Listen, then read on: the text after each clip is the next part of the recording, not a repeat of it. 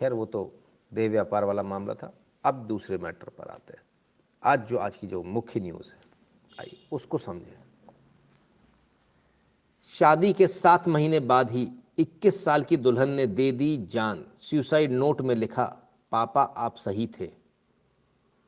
ऐसा क्या हुआ? शादी के 7 महीने बाद बोली पापा आप सही थे। चलो देखें। अच्छा, ये चक्कर था। लव मैरिज के 7 महीने बाद दुल्हन ने दी जान, सुसाइड नोट में लिखा, पापा आप सही थे। तो साहब लव मैरिज करी थी, ओके ठीक है। चलिए थोड़ा और आगे बढ़े। जब बेटी ने सुसाइड नोट में लिखा, पापा आप सही थे, वो अच्छा आदमी नहीं था। अब आइए ज़रा दोबारा से देखें इस पूरी न्यूज़ को। यहाँ से आते हैं। किस किस के बीच शादी हुई भाई? किस किस के बीच शादी हुई? ये लड़के ने बताया था कि वो संयुक्त अरब अमीरात में नौकरी करता है, ठीक है। 40 लाख रुपए मांगे थे। पहले लड़की को फंसा लिया, ठीक है। किसने फंसाया देखे ज़रा। हाँ ये आया, ठीक है। मोहम्मद सुहेल। सुसाइड नोट में मोफिया ने अपने पति, मोफिया बाद में नाम था, पहले कुछ और नाम था, ठीक है ना। मोहम्मद सुहेल अपने ससुर यूसुफ, अपनी सास रुखिया को अपनी मौत का जिम्मेदार ठहराया है। तो मोहम्मद सुहेल से शादी करी थी। तो मोहम्मद सुहेल से शादी कैसे हो गई भाई? मोहम्मद सुहेल से शादी ऐसे हुई, लव मैरिज थी। ओके, अच्छा। चलो लव मैरिज करी, लव जिहाद था मतलब ये। अच्छा चलो देखें। कानून की छात्रा ने शादी के 7 महीने बाद की आत्महत्या, सुसाइड नोट में लिख कर गई, पापा आप सही थे। कानून की पढ़ाई करी।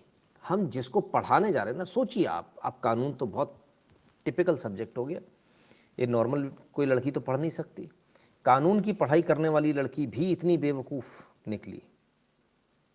मेरा वाला ऐसा नहीं है, यही कहा था उसने, यही कहा था अपने पापा से, मेरा वाला ऐसा नहीं है पापा, आपके विचार होंगे कुछ पर मेरा वाला ऐसा नहीं है। हर लड़की बोलती मेरा वाला ऐसा नहीं है। तेरा वाला कैसा है? मेरा वाला तो बहुत अच्छा है, मेरा वाला वो जाहिल टाइप नहीं है, मेरा वाला फलाना नहीं है। लेकिन हुआ क्या? अब इस पूरी मैटर को समझिए। पहले इसको फंसाया, इसको बोला मोहम्मद सोहेल ने बोला कि भाई मेरा तो कारोबार है सऊदी में, फलाना है ठिकाना है। फिर बाद में मालूम चला कि भाई कोई कारोबार नहीं है। फिर इसने बोला कि ये ब्लॉगर था, ये वही टिकटॉक विकटॉक बनते हैं ना, है ना। मेरा वाला ऐसा नहीं जी अनीता वी जी, बिल्कुल। तो टिकटॉक विकटॉक जो है वही वाला था। उसने बता दिया संयुक्त अरब अमीरात में नौकरी करता हूँ, मेरा कारोबार भी है वहाँ पर, दुनिया भर की बातें करी। फिर क्या हुआ? व्लॉगर थे साहब, 4 दिन में सब समझ में आ गया। फिर लड़की पर बनाने लगे प्रेशर, इसकी माँ, ये खुद और इसका बाप मिलकर, कि अब हमारा बच्चा फिल्म प्रोडक्शन करेगा, फिल्म बनाएगा। तो फिल्म बनाने के लिए पैसे चाहिए। पैसे कहाँ से आएंगे? तो मुर्गी लेकर तो आए हैं, ये किस लिए लाए हैं? अंडा देगी ना सोने का, इसको खिलाने के लिए थोड़ी लाए। तो साहब इसकी रोज़ मारपीट होती थी। 40 लाख रुपए इससे मांगे गए थे। जिसने पहले कहा था हमारे यहाँ तो दहेज होता ही नहीं है, हमारे यहाँ दहेज नहीं होता, जिसने कहा था, और जिसने कहा था कि तुमको तो परी बना कर रखूंगा, तो पापा की परी उसके पास चली गई, बोली पापा तुम बेवकूफ़ हो। जब मरी तो सुसाइड नोट में लिखा, पापा आप सही थे। जब मरी तब सुसाइड नोट में लिखा, पापा वो आदमी गलत था, आप सही कह रहे थे। ये बात तो हर पापा ने कही, लेकिन मानी किसी ने नहीं। अगर अब भी आपकी बेटी ने ये बात नहीं मानी है तो उसको ये वीडियो ज़रूर दिखाइएगा। उसको पता होना चाहिए कि इस देश में, इस दुनिया में क्या चल रहा है। जो बड़ा अपने आप को हीरो बता कर आया था, जो नकली गाड़ी लेकर आया था, किराए की गाड़ियाँ लेकर आया था, अपने दोस्तों की गाड़ी लेकर आया था, अपने दोस्तों के कपड़े पहन कर आता था, अपने आप को कारोबारी बताता था, संयुक्त अरब अमीरात यूएई में अपनी नौकरी बताता था, कभी कुछ बताता था, अपने आप बहुत रईस बताता था। उसने बाद में जब वो लड़की फंसा ली तब फिर उससे पैसे की डिमांड करी।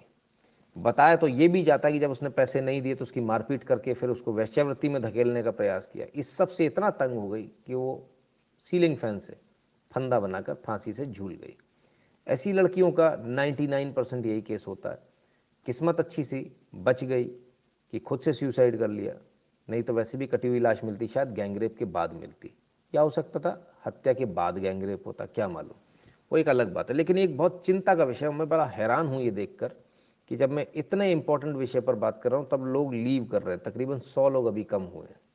मैं बड़ा हैरान हूँ इसको देखकर। इसका मतलब हमको ये चीज़ चलानी ही नहीं चाहिए। इसका मतलब हमको ये चीज़ें बतानी ही नहीं चाहिए। इसका मतलब आपकी बेटी मरती तो मर जाए, मैं क्यों अपना खून जला रहा हूँ उसमें? आखिर मुझे क्यों लग रहा है कि आपकी बेटी मेरी बेटी है? मुझे क्या परवाह है फिर? मुझे तो बिल्कुल चिंता नहीं होनी चाहिए। कल मरती आपकी बेटी, आज मर जाए, मुझे क्या चिंता है? हम भी इस सेक्शन को बंद कर देते हैं। ये बड़े शर्म की बात है, बड़े लानत की बात है। जो लोग छोड़कर गए, मैं थूकता हूं उनके मुंह पर और मैं कहता हूं कि आज के बाद कभी मेरे चैनल पर मत आना। बिल्कुल ऐसे व्यूअर्स के साथ मेरी यही भाषा है कि मैं थूकता हूं उन लोगों के मुंह पर जो इस बात पर। अब यहाँ हो फेवरेट सीरीज का कैच या most wanted cricket match. Never pause, just open Zeno health app and get. जब छोड़कर गए, वो सारे दिख रहे थे 100 लोग करीब जो छोड़कर गए।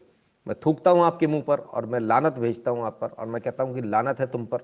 जो आदमी तुम पर थूक रहा है, कल तुम फिर उसका वीडियो देखने आओगे। इससे ज़्यादा लानत तुम्हारे लिए हो नहीं सकती। डूब के मर जाओ नालायको, बेशर्मो, डूब कर मर जाओ तुम लोग। तुमको अगर अभी भी तुमको ये लगता है तो तुमको नाच गवैये चाहिए, तुमको मिमिक्री चाहिए, लेकिन तुमको तुम्हारी बेटियों के लिए जब कोई न्यूज़ देता हूँ तो तुमको वो न्यूज़ समझ में नहीं आती। लानत है तुम लोगों पर। शर्म आनी चाहिए तुम लोगों को। डूब कर मर जाओ तुम लोग। इतनी Mufiya Parveen, real name her dad Dilshad Salim. तो साहब नींद आ रही होगी शायद लोगों को। हाँ नींद आ रही ना, ऐसे में तो नींद ही आती है साहब, क्यों नहीं नींद आएगी? सर ऐसे लेके अवेयरनेस फैलाने की ज़रूरत है। विलेजेस एंड स्मॉल टाउन से बहुत सारी गर्ल्स को